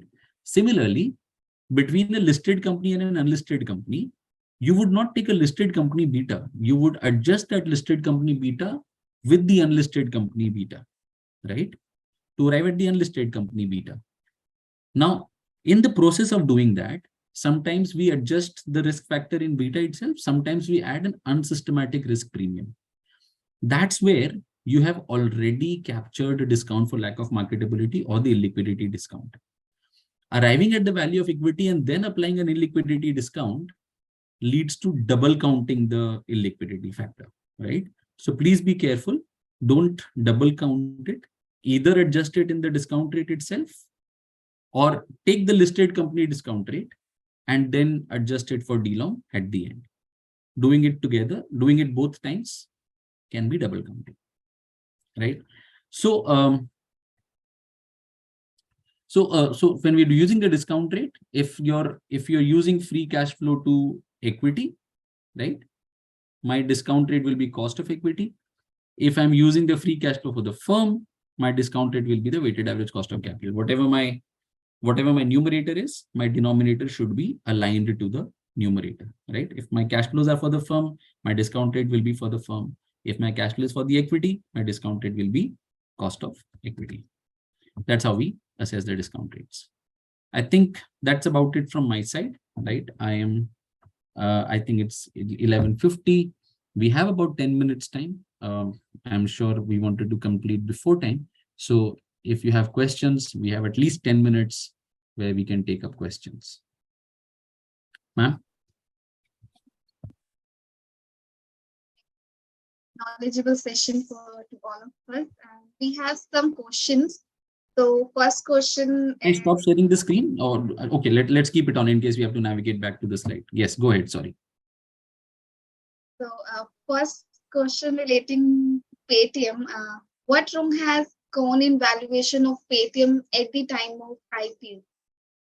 Estimation issues, over expectations, right? We have discussed what could have gone wrong. We have discussed all the scenarios. So again, I think very interesting question actually. So when we're talking about a startup, right? So there is ecosystem of companies, and then there is a related ecosystem of the investors as well, right? We value hundreds of startups every year. Out of 100 startup, right, there may be only 7 or 8 or 10 which generates positive returns. 90 startups do not generate positive returns, but there are 100 investors in those 100 startups, correct? So the investors, when they're investing in that stock, they know that if I'm investing in 100 companies, maybe only 7, 8 will give me returns or 10 will give me returns. But now when you pick up that company from that ecosystem and bring it into the public domain where we have got retail investors who have less risk appetite, right? It's a misfit in the first place, isn't it? Just because the company has grown big doesn't mean that you can invest in that company, correct? So if I am a retail investor and I am not having a very high risk appetite, I should not invest in that company in the first place. If I have invested in that company, I should be aware of the risks. I think it's as simple as that. Okay. So to my mind, nothing went wrong.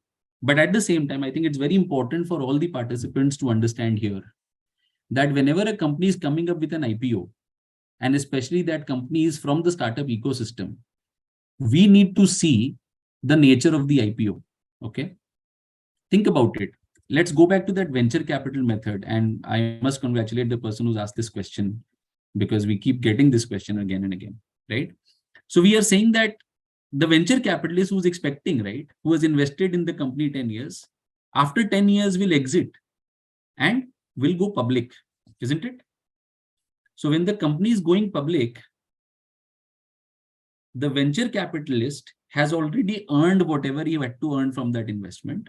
Now he's going to sell his investment to the retail investors. If the company still had a lot of room, why would I exit? Right? So somebody has to lose when somebody is winning. It has to be a zero-sum game. So retail investors should be very careful when they are looking at IPOs which are purely offer for sale. Because now the company is going for an IPO, but the company is not raising funds internally. It is only giving an exit to the existing shareholders. To me personally, and again, it's purely personal, I don't want to spoil that entire market, right? To me personally, I will be very careful how much juice is still there in that company. Because this IPO came to reward the existing shareholders, not to reward the future shareholders. Ideally, what could have happened is they could have come in at a cheaper price so that everyone would have made some money. But I think the existing investors needed more returns. So it was mispricing, to say the least. I don't know if I've answered that question to the satisfaction of the person who asked this. Yes, ma'am. Anything else? Yes, we have another question. Like for many of the startups like Zomato and Paytm, they did not have a positive PAT even till IPO. So how does venture capital method apply in such case? Okay, so good, again, a very interesting question, right? So venture capital method is talking about an exit. This is a method which is available in the books. Does not necessarily mean that you only have to apply price to earnings. You can still apply, let me write it here. Let's say you can still apply a price to sales multiple, right? Now, again, please observe that venture capital method is applicable at the time of investment, not necessarily at the time of exit. When a company goes for an IPO, the pricing is done based on the investment bankers' roadshows, right? So a company appoints investment bankers, different institutional, go to different brokers. They try to sense the attractiveness of that IPO, based on which they arrive at a IPO price. That IPO price has got nothing to do with fair valuation. However, I must congratulate the regulators now. I think SEBI has done some very credible work. And I think that's still work in progress, though, that they're trying to assess, okay, explain how are you arriving at the IPO price. It cannot be just negotiated price. SEBI is working towards the interest of the shareholders. But yes, like I said, the venture capital method cannot be applicable at the time of exit. It is applicable at the time of investment.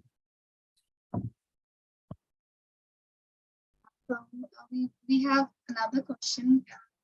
In case company has history of paying dividends, should that be also reduced from HCFE in case it opens to pay dividend going forward? Yeah. So again, so see, your cash flows have to be adjusted, right? Free cash flow for equity is the amount from which the dividend is paid. So normally what we would do is, for the forecasted period, we would not deduct expected dividend, because see, okay, so if I'm earning a profit of 100, it's up to me how much dividend I'm going to pay, right? I can pay 10 as dividend, I can pay 50 as dividend, I can pay 90 as dividend, I can pay 0 as dividend, depending on my future projects, right? So free cash flow for equity, 100% of that amount is available for dividend or can be paid as dividend. So normally we do not adjust dividend for forecasted period, because it's up to the management how much money they will pay.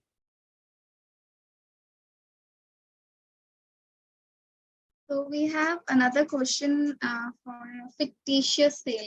Is this fictitious sale is okay? But as we will not booking personal expenses to business, which will reduce the profit, and then it will reduce the value. Okay, no, sorry. So what I'm trying to is, so when we are doing a fair value, I'm not trying to say that it is always going to be high, right? Fair value is an exercise where we arrive at the value which is realistic. So think about it. Normally, a private company which is not planning to raise funds, right, would tend to operate in a way where it can save its taxes. So because of which your profit may not be realistic, number one. Number two, there are times when the company has already got some investors. Now these investors have fixed the promoter's pay. Now, although the investors are not operating on a day-to-day basis, the promoters tend to extract more money from the company by charging personal expenses, because in startups, nobody is focused on the revenue, on the profits generally, correct? At least in the initial stages. So what I'm trying to say is that these are areas where the accounting misstatements can happen. It can be on the higher side, it can be on the lower side, either way. So the attempt should always be to arrive at a realistic value. Okay. Just because I was not raising funds earlier doesn't mean that I will not charge my personal expenses to the company. I may tend to do that, correct? And inflate my expenses, because, and only when I inflate my expenses, I will need more funds, isn't it? Think about it. A company which is high growth and earning profits, right? When they go to the startups, when they go to the investors will say, why do you need funds? You're already profitable, correct? Possible scenario, isn't it?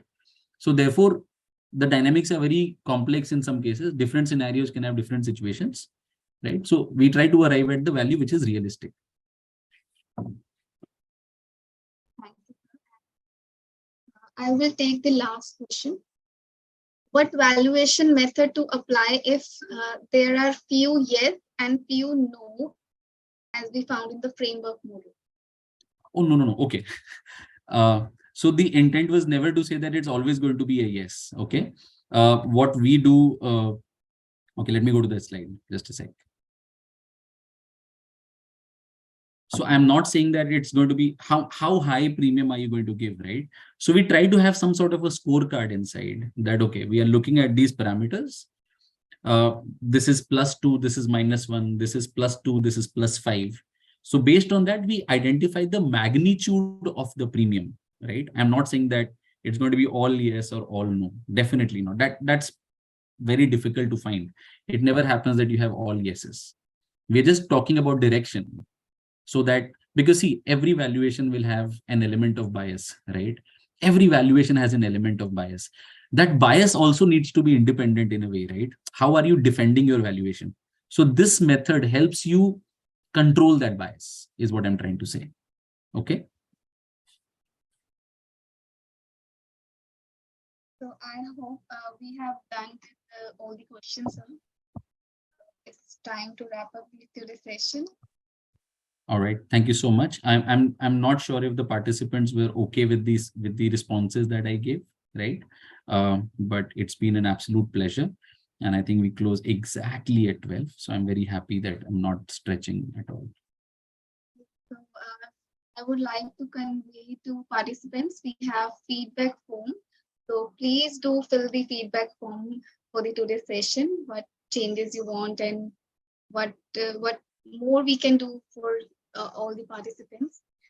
And now I would like to thank Vikas Goyalji for sharing their knowledge and expertise with us today. And so your insights have been very invaluable, and I really, and we all appreciate your dedication to the field. And I would like to give my gratitude to each and every one of you for your gracious presence and invaluable contributions. So a very good day ahead to all of you, and for making this session successful. So thank you all.